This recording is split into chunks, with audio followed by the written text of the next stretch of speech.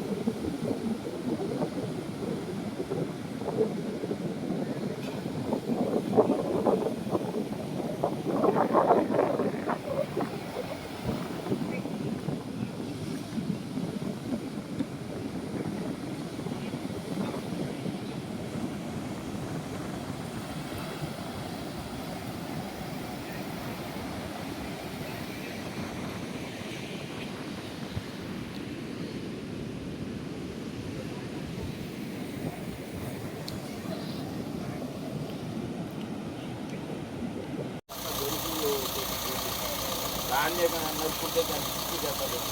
43 లింకులు రోడ్డు వచ్చి సారితే అంతటా మాగాల్లో కలుసుకున్నారు.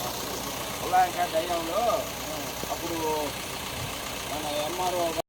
మరిన్ని తాజా వార్తల కోసం మనం గ్లోబల్ న్యూస్ టీవీని సబ్స్క్రైబ్ చేసుకోండి.